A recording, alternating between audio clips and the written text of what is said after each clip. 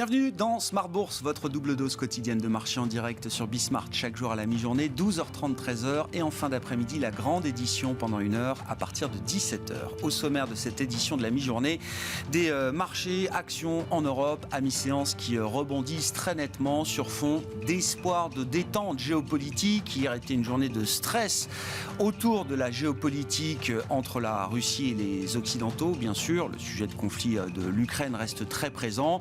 On a vu aujourd'hui Moscou rappeler certaines troupes qui étaient présentes au bord de l'Ukraine. La fin d'exercices programmés, nous dit Moscou aujourd'hui, qui amène donc un peu de détente sur ce front géopolitique. Les indices repartent de l'avant avec une hausse de plus de 1,5% pour les indices actions en Europe à mi-séance. Et n'oublions pas non plus également une séquence de résultats d'entreprise pour les sociétés du CAC 40. On a une douzaine de publications cette semaine au sein du CAC 40. Les stars du jour, alors les stars, en tout cas les groupes qui ont publié hier soir sont Capgemini et Michelin, et puis Engie ce matin. On notera que Michelin et Engie sont deux titres en baisse après leur publication. Vous aurez les infos clés dans un instant avec Alix Nguyen.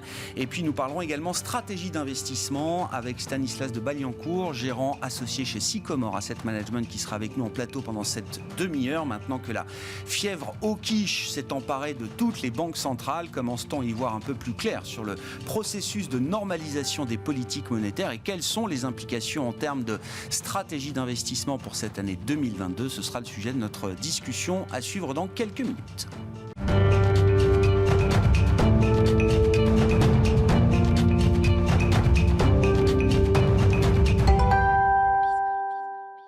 Et c'est donc la géopolitique qui est devenue depuis quelques heures le sujet immédiat et dominant pour les marchés, avec aujourd'hui des espoirs de détente sur le front entre la Russie et l'Ukraine qui amènent les indices actions à rebondir. Les infos clés du jour à mi-séance en Europe, c'est avec Alix Nguyen.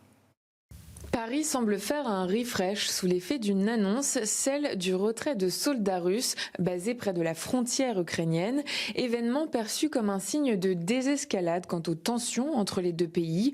On retient aussi que le président ukrainien a laissé entendre qu'il pourrait finalement renoncer à son projet d'adhésion à l'OTAN. À noter enfin que le chancelier allemand Olaf Scholz se rend à Moscou aujourd'hui afin de s'entretenir avec Vladimir Poutine, le premier partenaire commercial européen de la Russie, se dit disposé à prendre des sanctions d'ampleur en cas d'attaque contre l'Ukraine. On retrouve donc un marché toujours conditionné par les rebondissements en matière géopolitique, mais aussi par le risque de normalisation brutale de la politique monétaire de la Fed. Sur le plan macroéconomique, l'indice ZOO allemand s'améliore encore en février. Il ressort à 54,3 points sur la période contre 51,7 le mois précédent. En zone euro, au 4e trimestre, la croissance du PIB est confirmée à 0,3%. Sur un an, le PIB a progressé de 4,6%, identique là aussi à la première estimation fournie fin janvier. Sur le plan des valeurs à suivre, le géant français de l'informatique Capgemini connaît un bénéfice net 2021 en hausse de 21% à 1,16 milliard d'euros. Le groupe s'était donné 3 ans pour tirer les fruits de l'acquisition à 3,7 milliards d'euros du spécialiste des services d'ingénierie Altran. Eh bien, l'entreprise y est parvenue en moins de 2 ans. Concrètement, en 2021, le nouvel ensemble a déjà dégagé plus de 350 millions d'euros de chiffre d'affaires additionnel grâce à des ventes liées. En bourse, son titre avance légèrement. Michelin recule. En 2021, le pneumaticien a retrouvé ses marges d'avant Covid et prévoit une année 2022 positive mais encore très perturbée. Le groupe a dégagé un peu plus d'1,8 milliard d'euros de bénéfices avec une marge opérationnelle de 12,5%, revenant ainsi à son niveau de rentabilité de 2019. Et puis EDF a publié des résultats en forte hausse au titre de 2021, portés notamment par des prix de l'énergie élevés, et dit tabler sur une progression régulière de ses performances au cours des 3 prochains exercices. Tendance, mon ami, chaque jour à 12h30 et 17h avec Alix Nguyen dans Smart Bourse sur Bismart.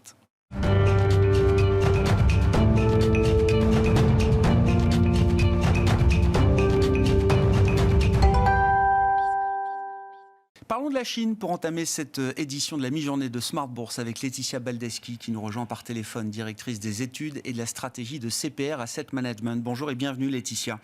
Merci beaucoup d'être avec nous. Alors la Chine qui est votre sujet de prédilection, je le dis comme ça Laetitia, en tout cas un sujet que vous suivez très précisément et quotidiennement pour CPR Asset Management. La question étant dans quel état économique notamment va-t-on retrouver la Chine maintenant que les vacances du Nouvel An sont passées, c'était il y a 15 jours, et que les Jeux Olympiques d'hiver de Pékin vont se terminer dans les prochains jours. Quelle sera la situation économique chinoise qu'on va redécouvrir après ces événements majeurs, Laetitia ? Eh bien, les premiers indicateurs nous laissent attendre finalement une situation d'affaiblissement de cette conjoncture chinoise. En tout cas, si on en croit les quelques chiffres glanés de ci, de là, puisque, je vous le rappelle, en début d'année, nous n'avons pas de statistiques d'activité réelle mensuelles sur le mois de janvier. C'est une habitude, puisqu'en raison des vacances, l'Office des statistiques chinois ne publie qu'une donnée cumulée pour la période janvier-février. Alors, quand on regarde les statistiques, on voit notamment que la consommation, certes, a progressé, la consommation de biens. Si on regarde les transactions financières donc publiées par la BVOC, on s'aperçoit que c'était quand même près de 15 milliards de renminbi dépensés, 16% de plus en gros qu'il y a un an. Mais c'est pas tant que ça quand on compare aux vacances, par exemple, de la fête nationale, les dernières, et où là, on avait atteint 20 milliards de renminbi dépensés. Donc c'était beaucoup plus à l'époque. Donc on voit bien que c'est un peu en deçà des attentes. On regarde les ventes automobiles, elles ont baissé. Sur un an, elles sont en baisse de 3,5%. Quand on regarde les dépenses de tourisme intérieur, c'est toujours traditionnellement cette période, une période de transhumance, je dirais, et de vacances. Donc, les Chinois bougent à l'intérieur du pays puisqu'ils n'ont pas le droit de sortir pour le moment. Eh bien, ces dépenses de tourisme, elles sont en baisse sur un an de 3,9%. Donc, voilà, c'est moins bien que l'an dernier. De nouveau, quand on regarde autre activité que les Chinois aiment pratiquer lors de ces vacances de début d'année, sont les sorties au cinéma. Eh bien, les ventes de billets ont chuté de 23%. Donc, on voit que finalement, les Chinois sont restés tranquillement chez eux, ont un peu dépensé sur Internet, mais pas tant que ça. Donc ça, c'est la partie consommation, et on le sait, c'est quelque chose de très scruté par les autorités chinoises. En face de ça, on a l'activité industrielle. Là, malheureusement, 3 facteurs sont venus, je dirais, contrecarrer toute ambition en la matière. À savoir les fermetures des usines liées aux vacances, puisqu'il faut bien accorder les vacances aux employés, les mesures de restriction liées à la situation sanitaire. N'oublions pas qu'en Chine prévaut toujours la politique du zéro Covid, fermeture dès qu'il y a un cas. Et pour terminer, ce panorama déjà très gris. Contrasté, on va dire, voilà. Eh bien, des mesures anti-pollution. Vous savez que pour afficher un ciel bleu au-dessus des JO de Pékin, on ferme les usines les plus polluantes.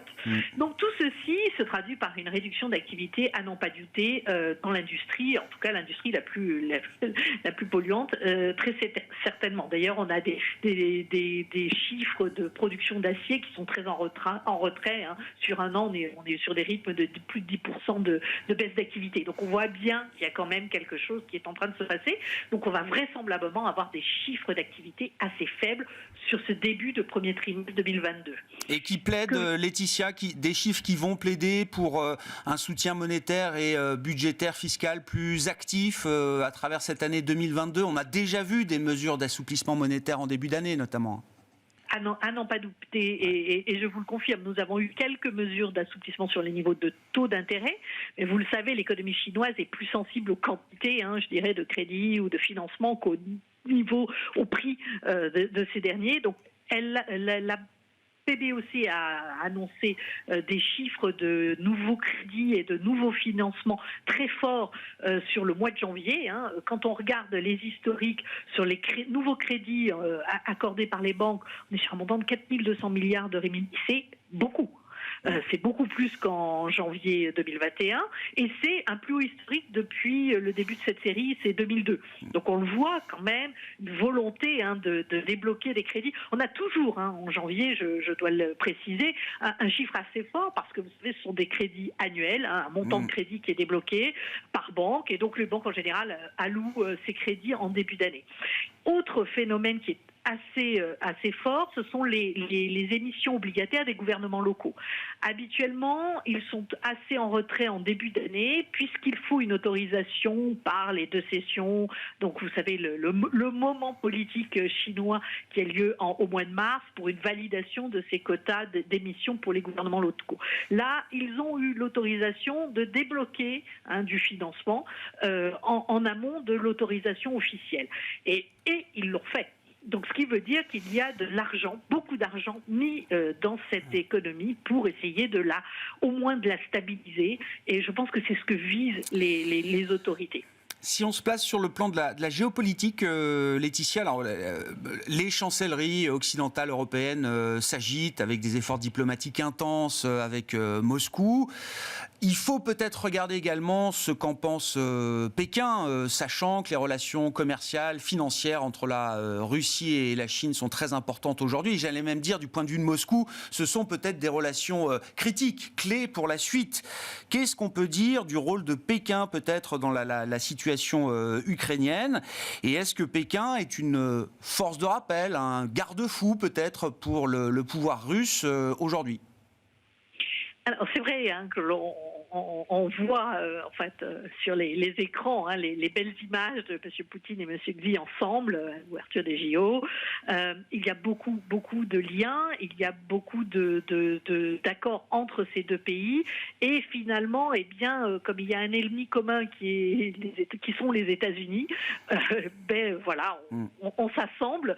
Et on fait front commun. Alors, il y a beaucoup de liens commerciaux, effectivement, et la Russie développe des approvisionnements en gaz. La Chine a besoin de sortir du charbon assez rapidement, compte tenu de ses engagements internationaux en matière de décarbonation de son économie.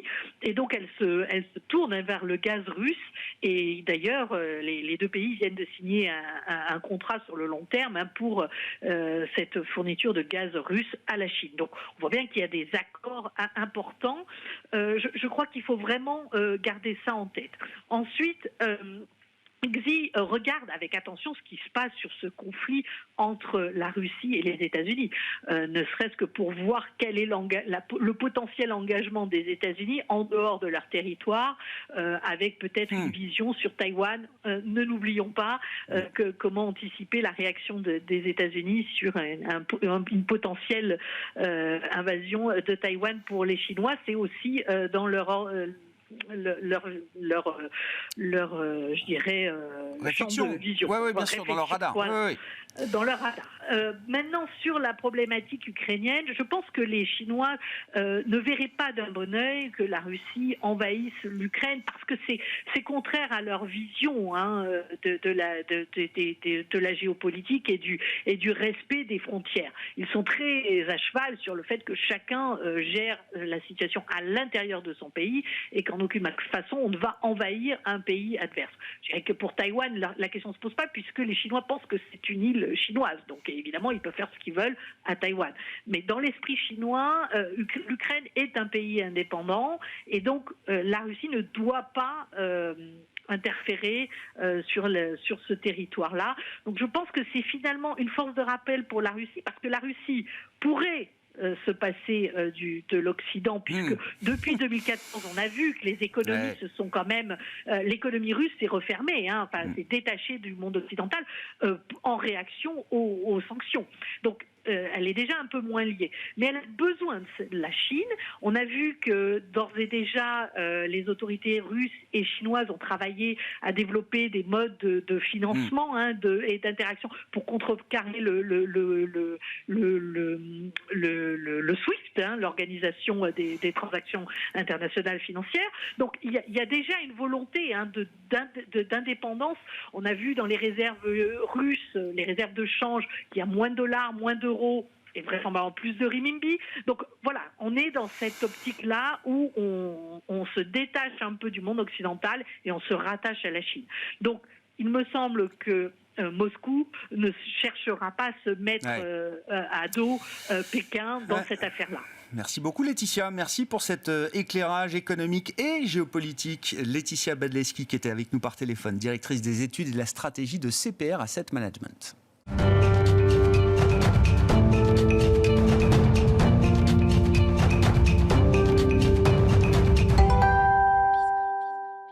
Venons-en aux questions de stratégie d'investissement avec Stanislas de Baliancourt à mes côtés en plateau, je le rappelle, gérant associé chez Sycomore Asset Management. Bonjour et bienvenue Stanislas. Bonjour Grégoire. Merci beaucoup d'être avec nous. L'histoire de la normalisation des politiques monétaires, c'est donc la grande histoire devant nous en 2022. Je rappelle que pour l'instant, peu a été fait, beaucoup de discours mais peu d'actions. Maintenant que la fièvre hawkish s'est emparée de toutes les banques centrales, que tout le monde a pu faire part de son avis plus ou moins éclairé sur le sujet, que le marché a réagi également à ce changement de ton. Qu'est-ce que vous achetez ? Est-ce qu'on y voit plus clair là, sur le processus de normalisation des politiques monétaires ? Qu'est-ce que vous achetez aujourd'hui de ce qui est intégré dans le marché ? Alors, je pense qu'aujourd'hui, là où il y a eu un décalage très fort au cours des derniers mois, c'est vraiment sur la partie américaine, la Fed, où en septembre, on attendait 2 à 3 hausses de taux pour 2022, et là, on est quasiment à une hausse minimum de 25 points de base pour chacune des réunions, ce qui fait à peu près 6 hausses d'ici à la fin de l'année, à partir du mois de mars. Donc, il y a un énorme chemin de décalage qui a été parcouru et qui s'est accéléré, en gros, depuis le mois de décembre, parce que l'inflation s'est confirmée et parce que les hommes politiques ont mis la pression sur la Banque centrale, parce qu'aujourd'hui, ça devient un problème politique de pouvoir d'achat, notamment pour les classes moyennes, basses, etc., de la population qui en souffrent aujourd'hui, malgré les hausses de salaire. Donc ça, c'est le premier point. Aujourd'hui, le marché, il a décalé fortement. Aux États-Unis, notamment sur la partie courte de la courbe, qui a beaucoup bougé. Les taux longs n'ont pas tellement monté. Si vous regardez où ils étaient il y a un an, on est 30 ou 40 points de base plus haut. Donc en fait, c'est comme si on disait il y a un problème d'inflation aujourd'hui. Les banques centrales vont monter massivement et très rapidement les taux aux États-Unis. Mais après, l'inflation va partir et on va avoir une croissance assez limitée si on regarde à 5, 7, 10 ans devant nous. Ce qui n'est pas non plus extrêmement positif comme message envoyé par le marché obligataire. En zone euro, c'est un petit peu différent. C'est vrai qu'on avait beaucoup moins de signaux d'une modification jusqu'à la dernière réunion de la BCE. Et Christine Lagarde a dit, voilà, nous aussi, on a un sujet d'inflation. Nous aussi, il se pourrait qu'à un moment donné, dans l'année 2022, on commence à monter les taux. Et alors là, c'est vrai que ça a été un peu... Les taux avaient déjà commencé à bouger, mais plutôt par mimétisme. Oui, c'est ça. Ce qui se passe aux États-Unis. Et donc là, il y a eu un mouvement, ça s'est accentué, avec aussi, du coup, qui dit hausse de taux, dit en préalable de ça, la fin du programme d'achat d'actifs, et du coup, moins d'impact sur la, entre guillemets, le fait de pouvoir tenir les spreads. Et, voilà. Et donc, on a eu un très fort écartement de l'Italie au cours du dernier mois qui s'est passé, qui s'est accéléré encore après la BCE. Et quand on voit Christine Lagarde dans les derniers jours, ce qu'on voit, c'est que comme aux États-Unis, ça continue l'inflation et donc les perspectives d'avoir encore davantage de hausses de taux, les taux de la zone euro se font embarquer et donc elle est presque obligée de reculer. Et encore hier, devant le Parlement européen. Parlement européen, exactement, elle disait de toute façon, on le fera que de manière très progressive. Graduelle. Voilà. On ne commencera qu'une fois qu'on aura arrêté le programme d'achat d'actifs. Et donc ça laisse peut-être deux, mais a priori, je pense plutôt qu'une seule hausse de taux pour cette année, plutôt au 4e trimestre. Donc quelque chose de très graduel. Parce que finalement, les conditions monétaires se sont déjà énormément resserrées en zone euro depuis un mois et demi. Hausse de taux, hausse des spreads des crédits, hausse des spreads souverains avec l'Italie. Donc finalement, on a déjà un resserrement monétaire avant même d'avoir commencé à le faire. Et donc, quelque part, comme vous dites, on a déjà touché en partie les limites de cet exercice de normalisation des politiques monétaires avant même d'avoir commencé. Par principe, c'est déjà, c'est très compliqué. C'est avant tout des exercices de communication. Il n'y a pas de communication parfaite. Il y a toujours un petit peu de surprise à me donner, surtout quand vous êtes un peu poussé par l'inflation et que vous êtes quand même un petit peu en retard dedans. La question, c'est est-ce que les marchés ont suffisamment décalé aujourd'hui pour être sains ? Je pense que si on regarde le marché obligataire, notamment en zone euro, un 5 ans allemand qui doit être à 0,04 ou quelque chose comme ça, pour nous, il n'y a toujours pas de valeur. On est toujours en taux réel négatif. Même si l'inflation retombe sous les 2 et qu'elle est à 1,5-2 en moyenne sur les 5 prochaines années, on est toujours en rendement réel négatif. Donc il y a toujours, malgré le mouvement qui a été extrêmement violent, il y a toujours assez peu de valeur dans le marché, en tout cas dans les pays cœurs, Allemagne, France. En Italie, ce qui est intéressant, c'est qu'on a eu une petite remontée de la note par Fitch il y a un mois. Et malgré ça, on a eu une explosion du spread parce qu'il y a le sentiment par le marché que le spread est notamment tenu par ces achats d'actifs de la BCE. Donc le marché teste un petit peu et on avait été beaucoup plus loin fin 2018, début 2019. Et là, malgré le fait qu'ils aient trouvé une solution à la problématique de la présidence italienne, le spread a continué à bouger. Et sur le crédit corporate, donc les obligations d'entreprise, là aussi, il y a eu un bel écartement des spreads de crédit, ce qui fait qu'on retrouve aujourd'hui sur des notations intermédiaires, c'est-à-dire triple B, c'est-à-dire le bas de l'investment grade, ou double B, le haut du high yield, on retrouve des rendements tout à fait attractifs, sans aller trop loin sur la courbe de duration. Sur des papiers à 3, 4, 5 ans, on retrouve du 2,5, 3, 4% de rendement, ce qui est tout à fait attractif, même si dans les prochaines années, la BCE commence graduellement à monter ses taux, on sait que ça sera assez lent. On y est déjà, mais c'est la question, une fois que l'analyse et le constat est posé, Stanislas, comment tout ça se traduit en termes de stratégie d'investissement? Alors, est-ce qu'il faut être encore très short duration dans des stratégies flexibles, diversifiées? Est-ce que déjà, je ne sais pas, sur la courbe américaine, par exemple, est-ce qu'il y a déjà de la valeur qui permet de reconstruire des positions obligataires un peu plus longues? Et puis, on viendra sur la partie action. Mais alors, déjà, vu la hausse du 2 ans, enfin de la partie courte de la courbe américaine, c'est sûr qu'elle a beaucoup plus de valeur aujourd'hui qu'il y a 3 mois. Donc ça, c'est un premier point important et elle commence à couvrir un petit peu l'inflation, etc. Donc il y a eu une forte normalisation. Par contre, comme les courbes se sont aplaties avec des parties 1 à 5 ans qui ont beaucoup plus monté en relatif que ce qu'on aurait pu attendre que la partie longue des courbes, il n'y a pas tellement aujourd'hui d'intérêt en termes de stratégie d'investissement à venir se positionner ou à racheter la partie longue de la courbe, que ce soit aux États-Unis ou en zone euro aujourd'hui. Elle n'a pas suffisamment remonté, ça ne s'est pas marqué. Et sur la partie intermédiaire, je le citais tout à l'heure, le 5 ans en Allemagne ou en France n'a pas d'intérêt. Aux États-Unis, ça recommence à avoir des rendements qui ressemblent à quelque chose. Les taux réels deviennent moins négatifs, donc c'est mieux. Mais ce n'est pas encore parfait. Et ce qu'on voit aussi, c'est qu'il ne faut pas se tromper. On vit depuis, en gros, 2008, la première crise, dans une période où les banques centrales, depuis 14 ans, sont extrêmement actives. Et il y a eu quelques très rares périodes de hausse de taux, fin 2016, un peu en 2013, un peu fin 2018. À chaque fois, ça a beaucoup fait bouger les marchés, beaucoup de volatilité sur les marchés actions, écartement de spread de crédit. Mais on a finalement très peu de hausse de taux dans les 15 dernières années, peu d'expérience de ça. Et donc, il n'est pas impossible qu'on overshoot, c'est-à-dire qu'il y ait une surréaction dans ce sens-là. Et c'est vrai qu'aujourd'hui, quand on voit les niveaux de taux, on ne peut pas parler de surréaction non plus sur ce qui vient de se passer depuis 3 mois. Donc on pourrait aussi aller un petit peu plus loin dans ce sens-là. Oui. C'est le mood de marché, effectivement. Avec son impact aussi sur la perception des marchés, mais également sur les marchés actions. Oui, alors justement, ce décalage des courbes, comme vous dites, Stanislas, c'est accompagné par un mouvement très, très puissant lié aux valorisations des entreprises cotées. Il n'y a jamais eu autant de corrélation, je crois, entre le niveau de valorisation et la performance sur le mois de janvier, par exemple. Plus vous étiez décoté, plus le marché trouvait de l'intérêt. Plus vous étiez cher ou survalorisé, plus le marché vous tapait dessus, pour dire les choses gentiment. Donc, cette rotation value over growth, comme disent les anglo-saxons, elle a été très, très puissante. C'est une vague, c'est une déferlante, c'est un courant profond. Alors, il y a 2 éléments à ça. C'est que je pense qu'on avait été beaucoup trop loin sur la valorisation de certaines entreprises. Soit des entreprises qui n'avaient pas encore de profitabilité, donc c'est ce qu'on appelle la non-profitable tech aux États-Unis. Alors là, ça a perdu quasiment 40 à 50%, donc ça a été très très violent.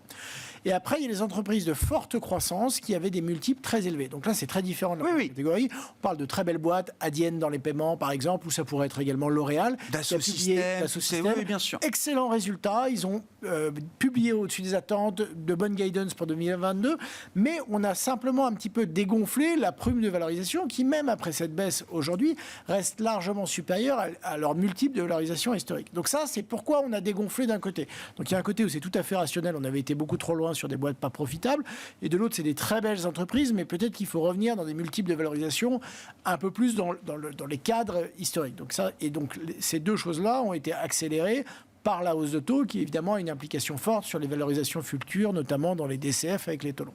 Ça, c'est le premier point. De l'autre côté, donc dans ce qui a monté, c'est pas uniquement une rotation sectorielle due à la hausse des taux. Il faut pas se tromper. Si on regarde les valeurs, notamment du secteur bancaire ou de l'assurance, les publications de résultats sont excellentes. Les niveaux de fonds propres, la profitabilité, etc. Donc, il y a un double aspect. Il y a à la fois une situation économique de marché, c'est-à-dire sur les taux, qui leur devient moins défavorable, / légèrement favorable, et en plus un business intrinsèque sous-jacent qui est devenu extrêmement robuste. Donc là, il y a le vrai cocktail qui fait que depuis 4, 5, 6 mois et même depuis une partie de l'année 2021, on a un très fort retour en grâce des valeurs bancaires, des valeurs du secteur de l'assurance et également certaines pétrolières. Et ça fait une tendance, Stanislas ? La tendance, elle se crée s'il y a un sous-jacent en termes de profitabilité qui est là. Le rattrapage qui a été fait sur les valorisations les valorisations restent encore raisonnables sur ces secteurs. Ouais. Donc, si on pense, et en tout cas c'est notre avis, qu'il y a une vraie solidité retrouvée et revenue dans ces secteurs, premier point. Deuxième point, il y a globalement des investisseurs moins positionnés sur des secteurs qui ont été structurellement sous-performants depuis 3, 5, 7, 8 ans. Donc, elles sont quand même moins détenues dans les portefeuilles. Ouais. Il y a un léger mouvement aussi de rebalancement dans les constructions de portefeuilles. Et qu'en plus, on a dans les conditions de marché, c'est-à-dire pour eux, les taux d'intérêt ou le prix du baril de pétrole, structurellement des choses plus favorables. On a pas mal d'éléments assez favorables à ce que ça puisse se poursuivre dans l'année 2022. C'est sain parce que ça va très vite. Mais il y a quelque chose d'assez efficient en fait dans la manière dont vous décrivez le fonctionnement du marché. On dégonfle des parties très spéculatives, on redonne un peu de valeur au profit immédiat plutôt qu'au profit dans 10 ou 15 ans. Ce qui est sain, ce qui n'était pas sain, c'était des valeurs énormes sur des entreprises qui n'avaient pas de profitabilité. Ouais.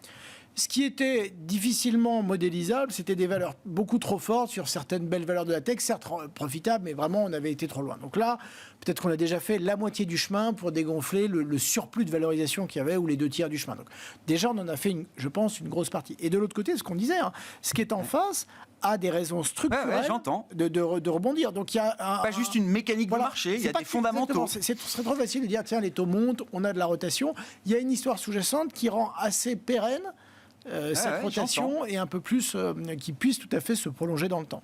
Ouais. Donc c'est vraiment un rééquilibrage du marché qui justifie de rester constructif. Je ne veux pas prononcer le mot de bear market parce que, comme vous dites, il faut rentrer un peu dans le détail. Il y a déjà des parties de marché qui ont perdu 40-50%, donc on peut parler de bear market pour certains segments. Si vous prenez même le Nasdaq en dehors des GAFAM, c'est ça, voilà. On est sur des baisses. On est déjà sur plus de 20% de baisse, 30% depuis la mi-novembre. Donc, mais la partie action reste quelque chose où on va pouvoir trouver encore du risk-reward intéressant. Ce qui est intéressant, c'est qu'on peut discuter sur les niveaux de valorisation, sont-ils encore et toujours trop élevés sur certaines valeurs de croissance ? Peut-être.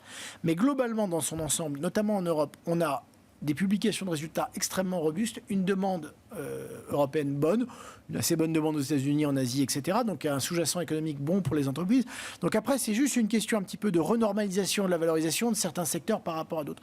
Les éléments d'un bear market structurels, fondamentaux venant de la profitabilité ne sont pas là aujourd'hui. Après, si on regarde en avant, il y a 2 craintes. Il y a que sur les taux, ça aille trop loin et que ça fasse peur, etc. L'overshoot.